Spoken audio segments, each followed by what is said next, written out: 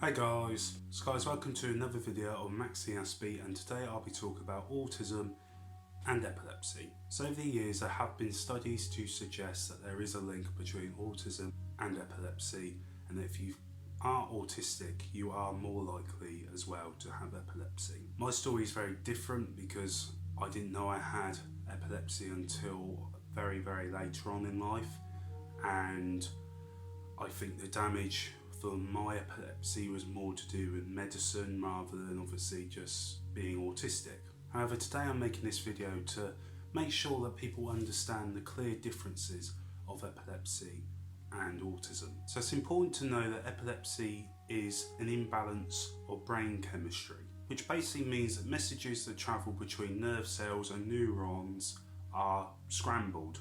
Because of this, the activity of the neurons are disturbed, and that can cause an epileptic fit, that moment of instability in the brain, and can cause unconsciousness and cause someone to go into an epileptic fit. Now it's really important to note, with some fits people are still awake while they're having their seizures, some people are unconscious while they're having seizures, and there are many different forms of epilepsy that can happen. It's important to realise that anyone can develop epilepsy just on the purpose of, if anything affects that imbalance of brain chemistry in the brain, then that can cause someone to have an epileptic fit.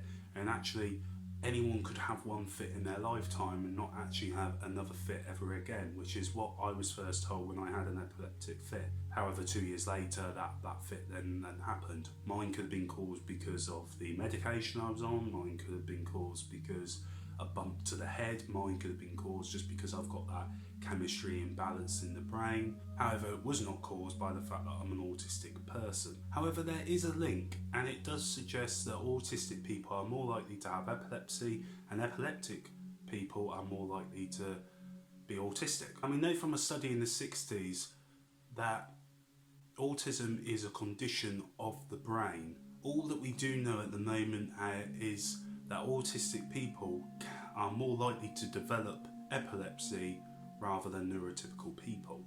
But it's really important to know that each of these conditions do not cause the other. Autism doesn't cause epilepsy, epilepsy doesn't cause autism. And then it's understand what autism is. Autism is a learning condition that affects the brain and how it views, how it interacts with the world. That doesn't obviously cause epilepsy. All we know is that autistic people are more likely to develop epilepsy than neurotypical people. So I think the reason I've made this video is really understanding the two, because people do think if you've got autism then you'll have epilepsy, or if you've got autism you'll have ADHD, and a lot of the time autistic people do get diagnosed and they do come hand in hand and they end up getting diagnosed with other things. But it's really important to know that if you've got one, it doesn't mean that you've got the other, and if you've got this one, it doesn't mean that you got that one. You can have both, you can have just one, you can have maybe another one, but it doesn't mean that you've got everything. So currently I am autistic, I have OCD, I have ADHD, and I have epilepsy as well. So these are disorders, conditions. I prefer the word conditions I will have that affect me all in different ways, and with epilepsy it can be quite hard to manage.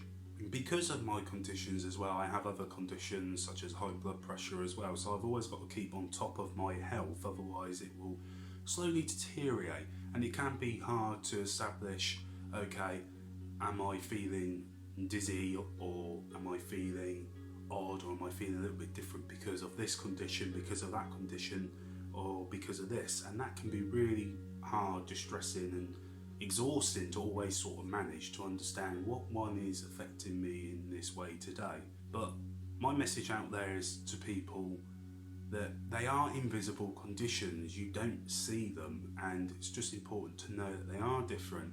They all have a different effect on people, and just because you can't see it doesn't mean that it should be ignored, or it should just be bundled into one and be labelled one thing, because they all affect you in different ways. And that's the main reason I'm making this video today, is because I meet people all the time and they think it might be the same thing, or they think if you've got one then you must have the other. And I just wanted to make this video to be clear, to spread that awareness that no, every condition is different, everyone affects you in a different way, and you can have more than one. You might just have one, and they don't just come in a bundle. It's not like a package Sky deal. And I just really wanted to make that point. So guys, comment down below what your package deal is, what your Sky deal is down below. If you've just got one condition, if you've got two, and tell me how it affects you. Tell me what you would want to see more videos on. And guys, thank you for watching. As always, take care and goodbye for now.